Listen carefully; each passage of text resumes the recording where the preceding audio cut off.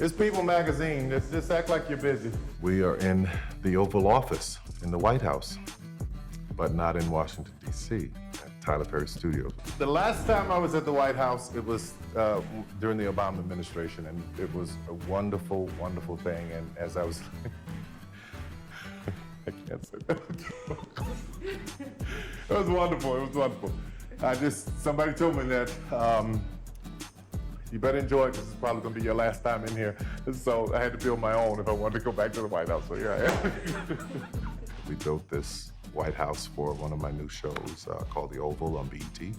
And it's pretty impressive, if I do say so myself. I can't take credit for it because I have these great guys and girls who are amazing at what they do. It's beyond what I've ever dreamed. Like to drive by that hotel in Beaufort Highway, that pay-by-the-week hotel where I stayed at when I was homeless, and now to be sitting up in my office looking out on downtown Atlanta, that's pretty powerful.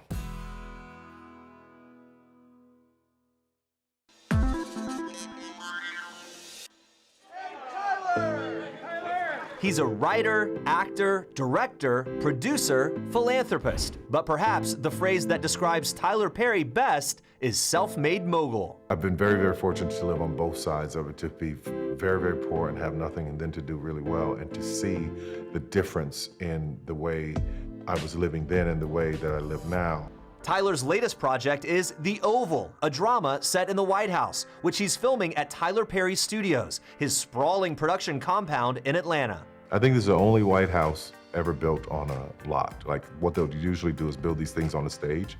This is the only 86% scale White House ever built.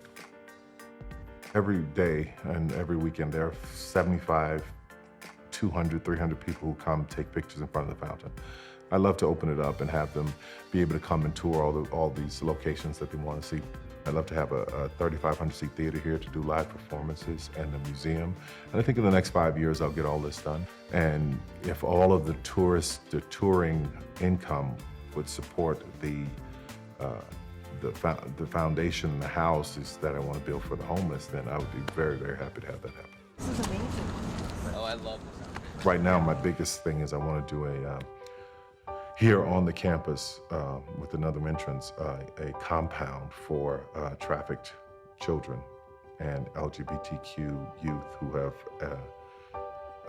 been put out of homes, and also battered women. Just this amazing, incredible compound where they're trained in different fields of work and the business, whatever they want to do, where their kids can have apartments and playgrounds and feel like they are okay. That's the next goal for me. That drive to pay it forward dates back to Perry's childhood. Raised in poverty, he watched his mother help others despite having little to give. She would open the door for anybody. Anybody who's in trouble, anybody who's in need. She would give you a place to stay, she'd feed you. Wouldn't give you any money. I don't care how much you asked, she wouldn't give you any money, but she would definitely feed you and make sure you were okay. You know, my mother would wake me up and take me to church from the time I was a little boy. And I'm so grateful for that, for just her giving me faith, teaching me about God, teaching me about Jesus, teaching me all of these things about, you know, the Bible and hope. And because if I wouldn't have had that, I don't know where I would be. Perry's mom died in 2009, before she had the chance to see Tyler Perry Studios become a reality. I still grieve for her. Sometimes I wake up and I'll wake up from crying, grieving from her because I miss her so much. But the thing that I wish for her the most is what I wish for every time I wrote a movie, and you know, one of the characters were a black woman who's in a bad situation, or she's being hurt, or she's been abused. It was all subconscious for my mother. I didn't even realize it for a while because I wanted her to get to worthy. I wanted her to understand that she was worthy of more than what she was living in. Who'da thunk it? That was her thing. Who'da thunk it? Who'da thunk it? And we laugh about it because she was like, so what do you mean who'da thunk it? Well, who'da thunk that you could have did all of this? Who'da thunk that? Yeah.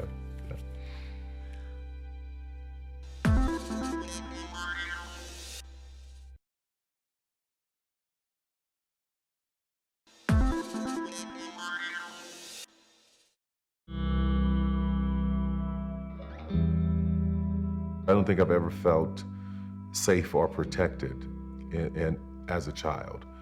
And That was extremely difficult because I knew that my mother wanted to make me feel safe and wanted to protect me. And I knew that she loved me.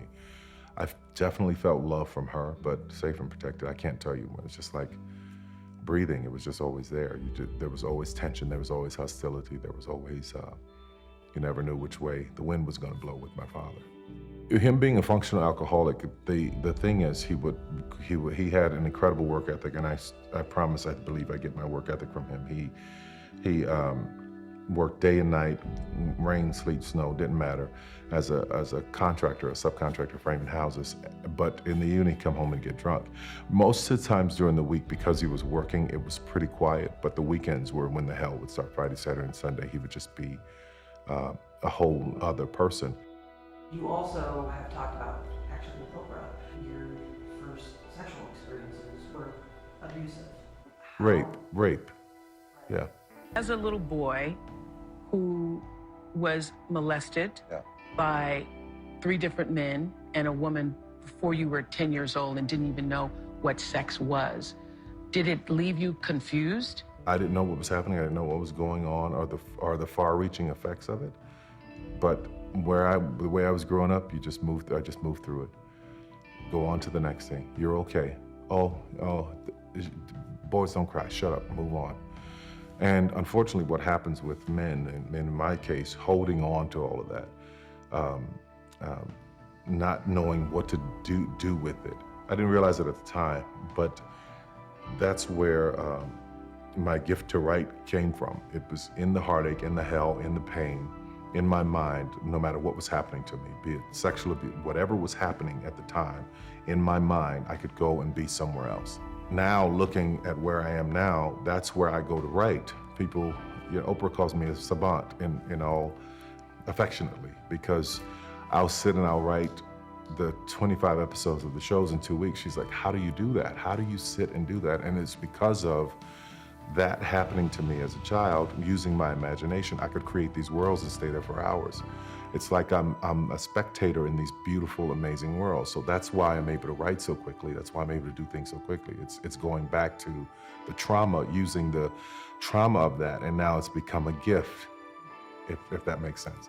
A big part of Perry's healing has been his 4-year-old son, Aman, who Perry and girlfriend Galila Bekele welcomed in 2014.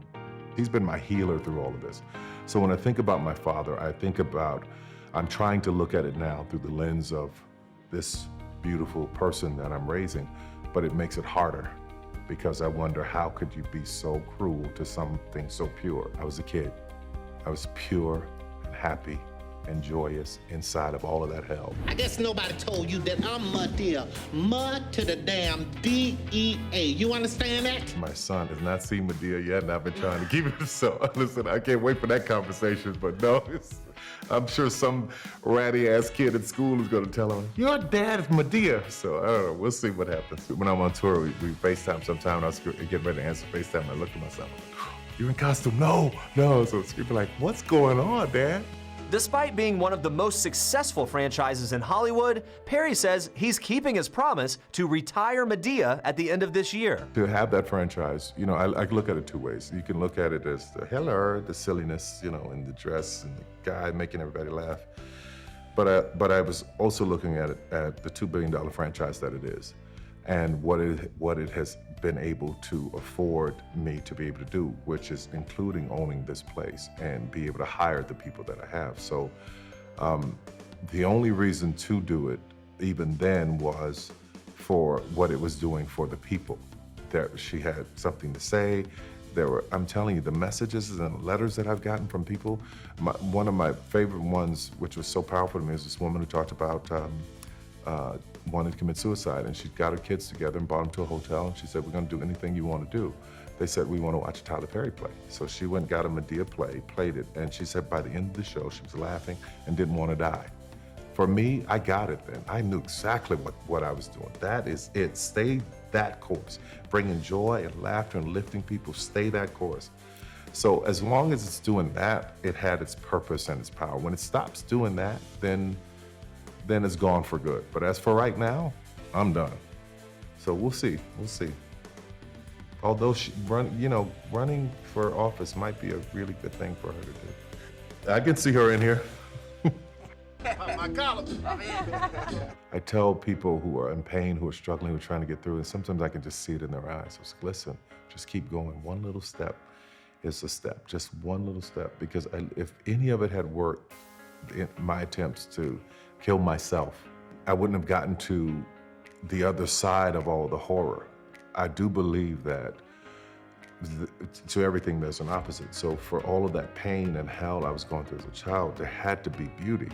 And I would challenge anyone who is struggling or trying to figure out what to do to press on, because whatever this pain was, there is an opposite if you can press to it and get to it. And here I am in it, and I'm loving every day.